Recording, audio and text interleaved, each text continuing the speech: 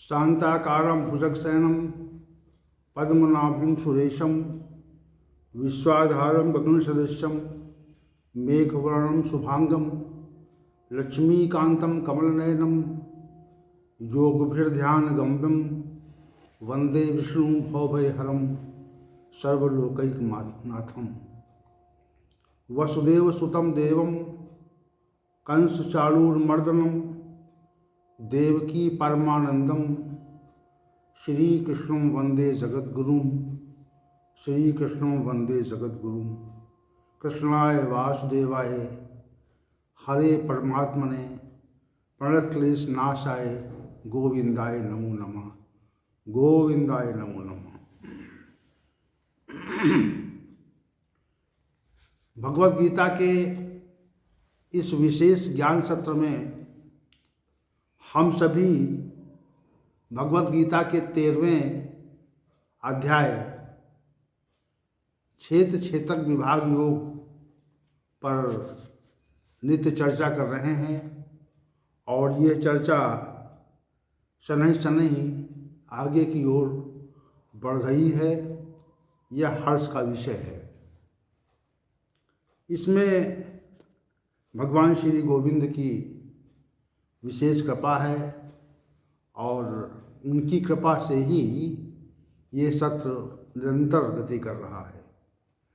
हमको इस भगवान श्री गोविंद की कृपा का एक विशिष्ट आभास होता है।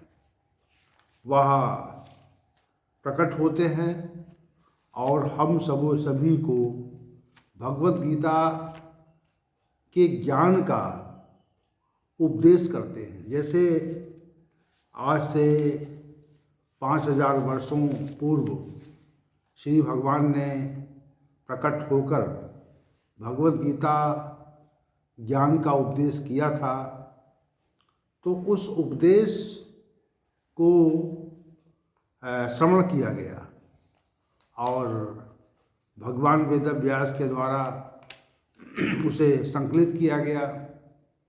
तो वह जो स्वरूप था, जिस स्वरूप में जिस सत्ता ने भगवद गीता ज्ञान का उपदेश किया, वह सत्ता विशिष्ट थी और वह वही सत्ता थी जो इस संसार का समग्र ब्रह्मांड का निर्माण करती है और पालन पोषण करती है, स्थिति बनाए रखती है और उसके उपरांत उसको अपने में समाहित कर लेती है।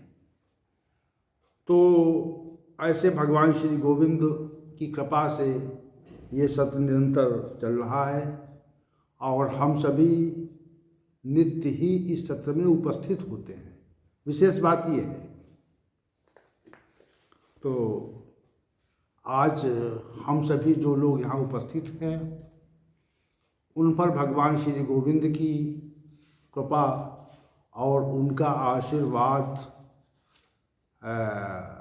उनकी ओर से प्रदान किया जा रहा है।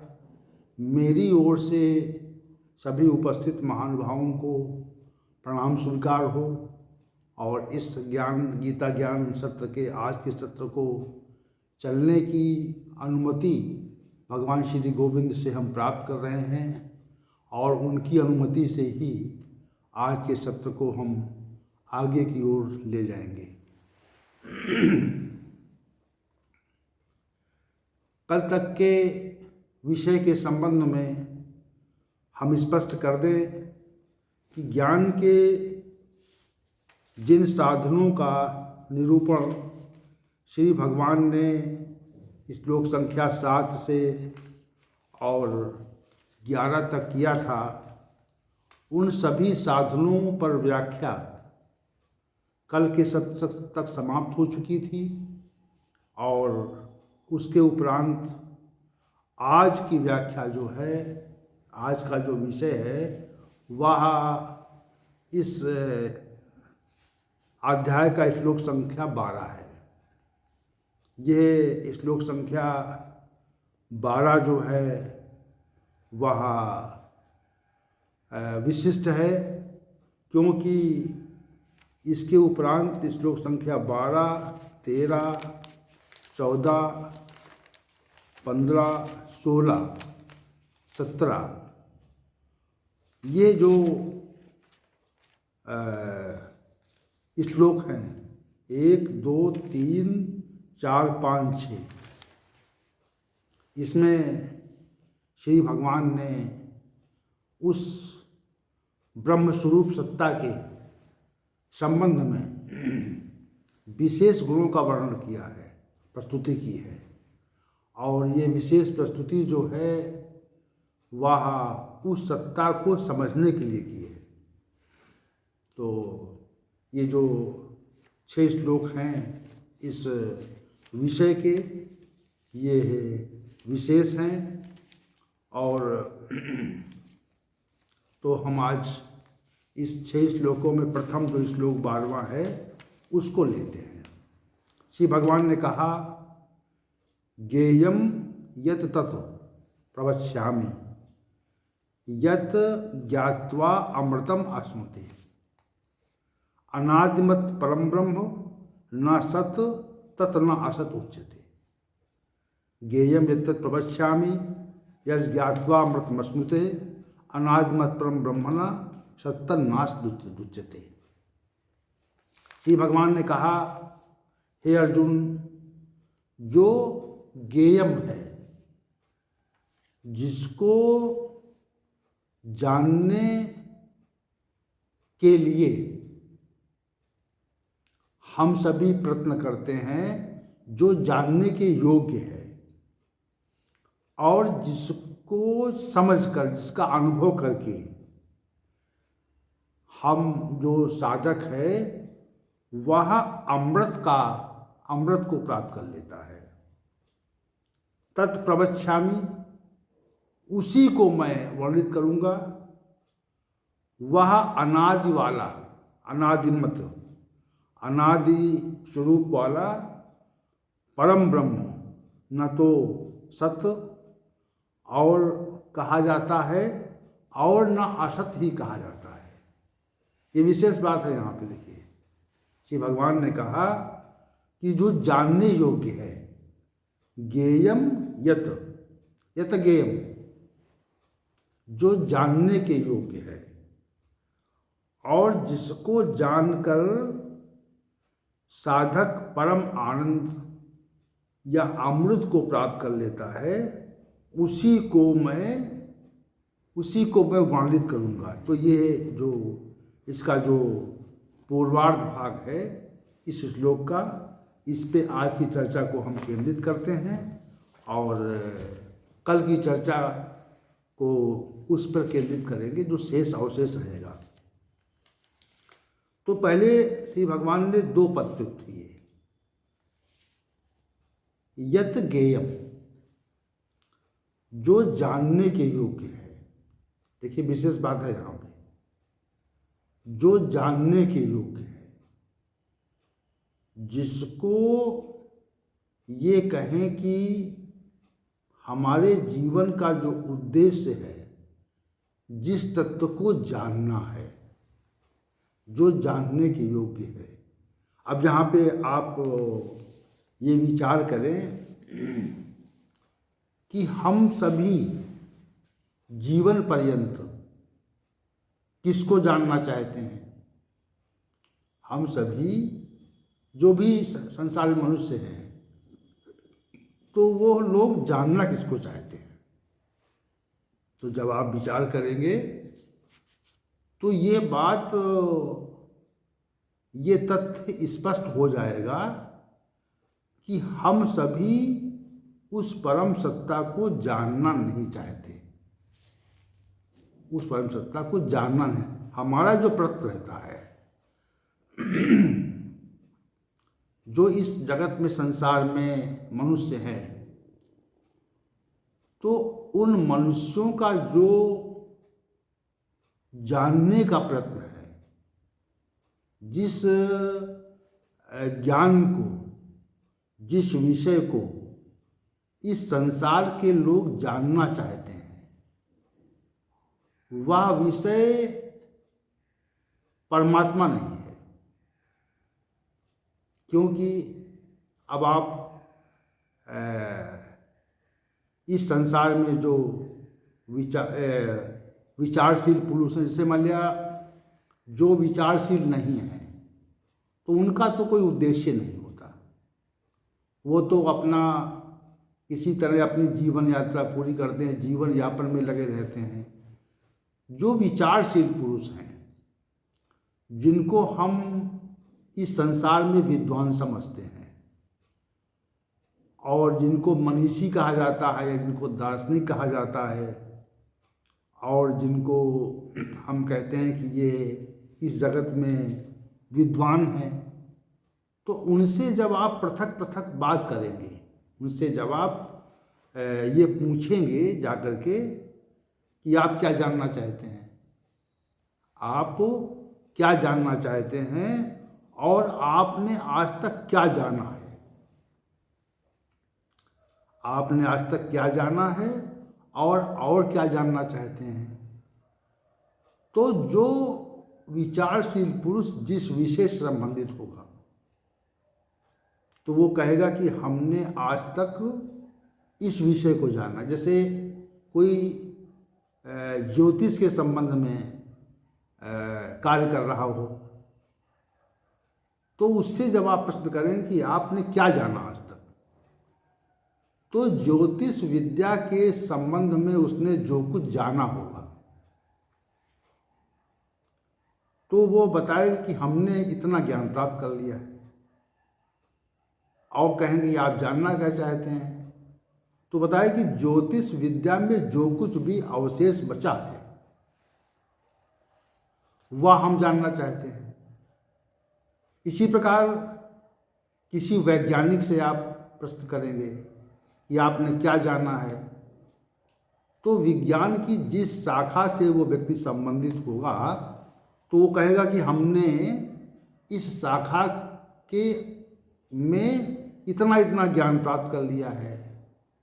तो आप ये पूछेंगे क्या अभी कुछ जानना अवशेष बचा है, तो कहेगा हाँ अभी तो बहुत कुछ बचा है, बहुत कुछ जानना अवशेष है। तो इसी प्रकार किसी गणितज्ञ से पूछेंगे आप कि आपने अब तक क्या जाना है, तो कहेगा कि हमने गणित की इन शाखाओं को जान लिया है। तो पूछेंगे कि और अन्य क्या जानना है, तो वो बताएगा कि हमें अभी और जानना है, अभी अवशेष है, अभी पूर्णतः हमारे अंदर का अमुक अमुक पुस्तकें नहीं पढ़ी हमने। इसी प्रकार किसी इतिहास के विषय के विद्वान को पूछेंगे कि आपको क्या मालूम है, क्या आपने पढ़ा है, ये विद्वानों की बात हो रही। तो कहेगा कि हमने जो है वो इतिहास के विषय में इतनी इतनी पुस्तकें पढ़ी हैं, लेकिन हमें जो अन्य देशों का जो राष्ट्रों का इतिहास है वो अभी हमें पूरी तरह ज्ञात नहीं है, अभी और पढ़ना है। तो उसका जो उसने जो प्राप्त किया है और जो प्राप्त करना चाहता है, जैसे किसी आध्यात्मिक व्यक्ति से पूछेंगे तो वो भी इसी प्रकार का प्रश्न उत्तर करेगा कि हमको जो है अमुक अमुक शास्त्र पढ़े हैं, अभी अभी अमुक पढ़ना है। तो आपको जो विद्वान पुरुष इस संसार में कहे जाते हैं उनसे जब आप संपर्क करेंगे तो आपको ये ज्ञात होगा कि वे जिस विषय के विद्वान हैं उस विषय के संबंध में और जानकारी चाहते हैं, जो उन्होंने जान पाया है उससे और अधिक जानकारी वो जानने की इच्छा रखते हैं वो। तो अब श्री भगवान कह रहे हैं, भगवत गीता जो कह रही है कि वह जानने योग्य था ही नहीं जो जाना है आपने, वह जानने के योग्य नहीं था, वो जानने के लिए अभीष्ट नहीं था जो जाना है आपने, और जो जानना चाह रहे हैं वह भी जानने के योग्य नहीं है। तो ऐसे बहुत कम व्यक्ति मिलेंगे जो परमात्मा को जानने के लिए प्रयत्नशील हो और उसको अपना ये अभीष्ट या उद्देश्य तय कर लें कि हमें उसे जानना है। श्री भगवान कहते हैं कि जो जानने योग्य है, यत ज्ञेयम। तो संसार में जो अनेक मनुष्य हैं, जो बहुतायत से लोग रहते हैं, तो उन्हें तो ये मालूम है, ज्ञाते नहीं है कि हमें क्या जानना है क्या नहीं जानना है। वो तो बस अपना जीवन जी रहे हैं। और जो जिनको जैसे कोई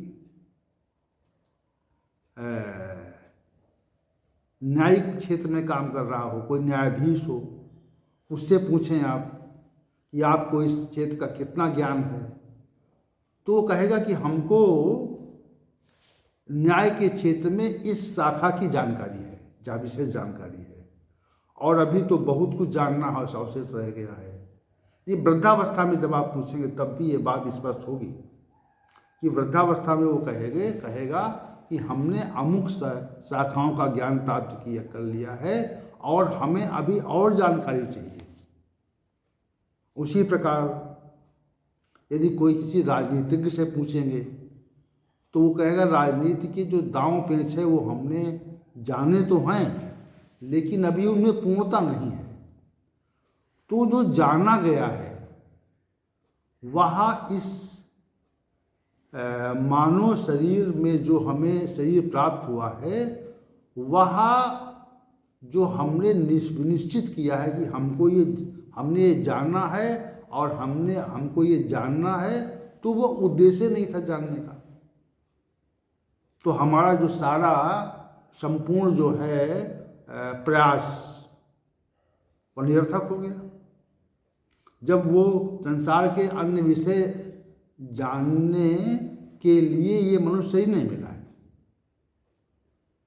मनुष्य शरीर इसलिए मिला है कि आप जो है जो जानने योग्य है उसको जाने। यत श्री भगवान का यत ज्ञेयम, जो जानने योग्य है।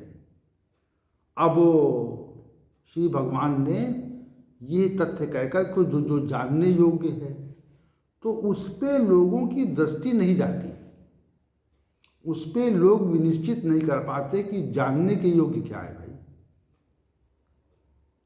और उस जानने योग्य की पर दृष्टि क्यों नहीं जाती है, इसका भी उत्तर श्री भगवान देते हैं।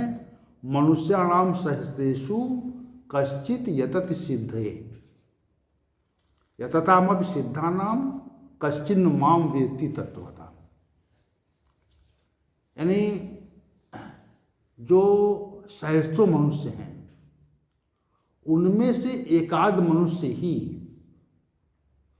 उस परम तत्व को जानने की इच्छा करते हैं, प्रयत्न करते हैं। मनुष्याणाम सहस्रेषु कश्चित यतत सिद्धे, यानी परमात्म तत्व को जानने की जो इच्छा है या प्रयास है वह हजारों मनुष्यों में से कोई एक मनुष्य ही करता है। और यत्तम सिद्धा नाम, और उन जो प्रयत्न करते हैं तो उनमें एकाध मनुष्य ही उस परमात्म तत्व को प्राप्त कर पाते हैं। यत्तम सिद्धा नाम कश्चिन माम वेत्ति तत्वतः, यानी मेरे को यानी परमात्म तत्व को कुछ ही लोग जान पाते हैं। तो पहले तो ये उद्देश्य विनिश्चित नहीं होता है कि हमको जानना क्या है, और जो जीवन पर्यंत जाना है वह इस मानव जीवन का उद्देश्य नहीं था।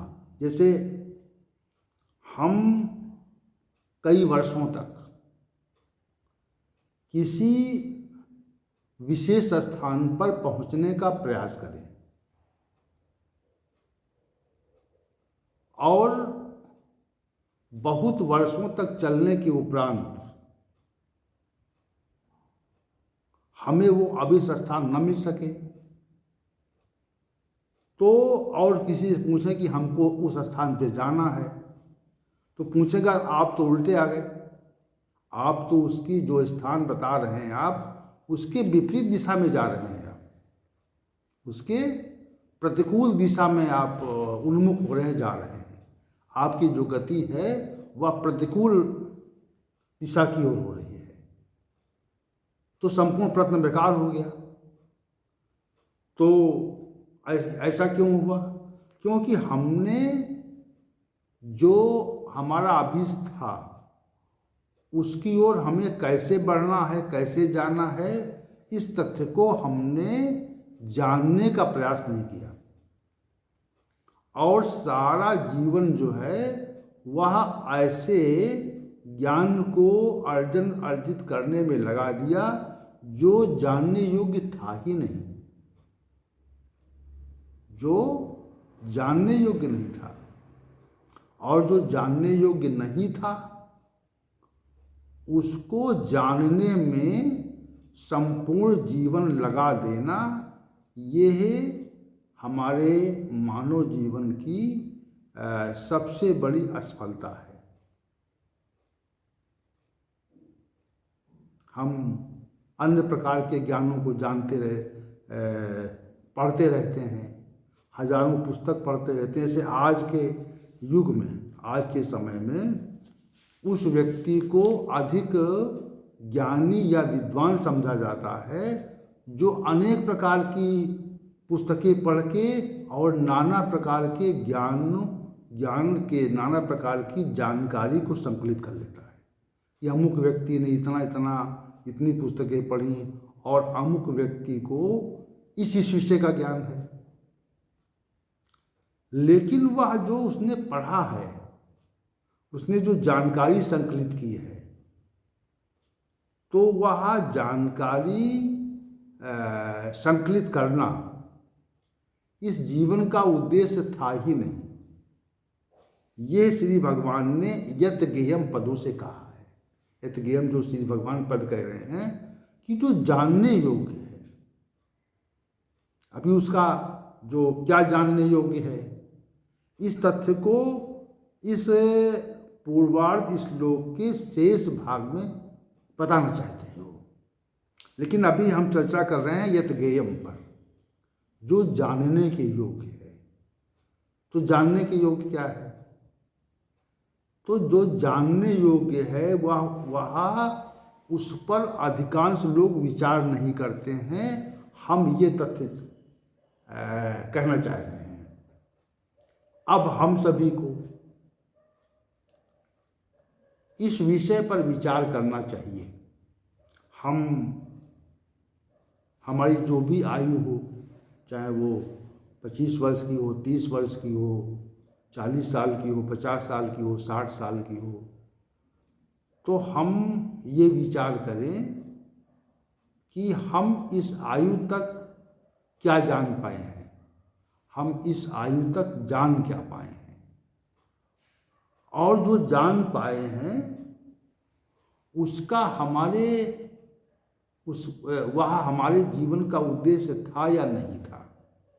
ये दो बातें विचार करें।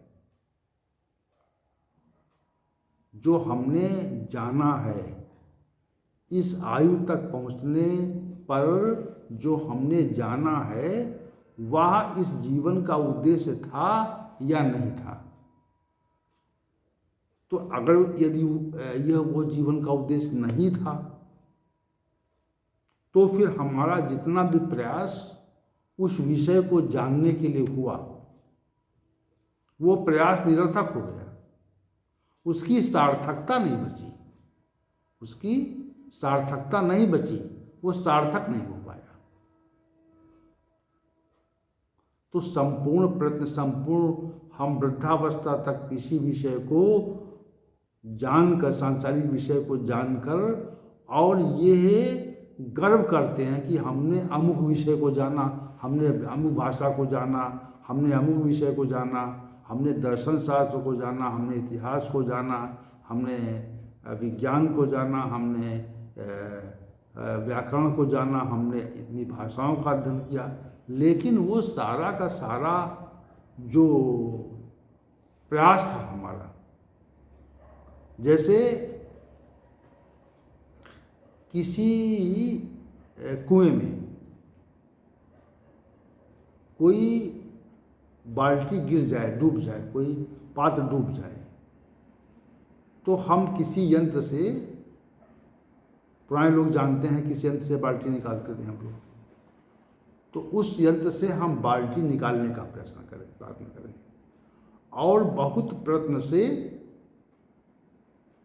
उस बाल्टी को हम उस यंत्र के द्वारा पकड़ लें और जब खींचें तो बीच में ही फिर उस यंत्र से वो बाल्टी छूट जाए। तो हमारा जो प्रयत्न था घंटे, 2 घंटे, 4 घंटे का, उस बाल्टी को निकालने का, वो बेकार चला गया। जो प्रयत्न था वो बेकार चला गया और हम पुनः प्रयत्न करें और घंटे 2 घंटे प्रयत्न करने के पश्चात फिर हम बाल्टी को बाहर खींचें और फिर वो आधी दूरी से छूट जाए या हाथ के पास ऊपर आके फिर छूट जाए बाल्टी। तो जो सारा प्रयत्न है वह बेकार, निरर्थक हो गया।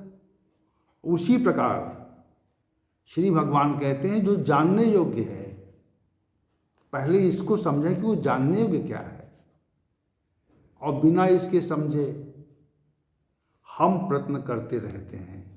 जीवन भर संसार में अधिक मनुष्य तो अपने जीविका के उपार्जन के लिए, विलासितापूर्ण जीवन के लिए प्रयास करते हैं और उनमें से कुछ विद्वान लोग किसी विषय के बारे में पारंगत होना चाहते हैं और वे उसके लिए पारंगता के लिए प्रयास करते हैं, तो पारंगत हो जाते हैं। किसी विषय को, जैसे नृत्य कला का है, नृत्य कला में कोई नर्तकी पारंगत हो जाती है, जैसे चित्रपट पर है तो उसमें लोग पारंगत हो जाते हैं, जीवन पर्यंत प्रयत्न करने पारंगत हो जाते हैं। लेकिन वह जो पारंगता है, वह जो हमारी विशेषज्ञता है, हम विशेषज्ञ इस विषय के हो गए हैं, तो वह जानने के योग्य नहीं था, वह जानने के योग्य नहीं था। इसलिए संपूर्ण जो प्रयत्न किया गया, जानने के लिए जो संपूर्ण प्रयत्न किया गया और प्रयत्न से जो कुछ जाना गया, जो हमारे मस्तिष्क में संग्रहित हो गया है, जो मस्तिष्क में स्मृति के रूप में भर गया, तमाम अनेक जानकारियां जो मस्तिष्क में भर गई, तो वो जानना उद्देश्य नहीं था। श्री भगवान कहते हैं यत ज्ञेयम, जो जानने योग्य है, और जो जानने योग्य नहीं है उस पर आज का जो विश्व है वह प्रयत्नशील है, और जो जानने योग्य है उस पर दृष्टि मनुष्य की नहीं जाती है। ये श्री भगवान का कथन है, ये भगवत गीता का सिद्धांत है कि जानने योग्य क्या है। तो जानने योग्य जो कुछ है वह श्री भगवान इस 12वें श्लोक के पूर्वार्ध भाग के यत ज्ञेयम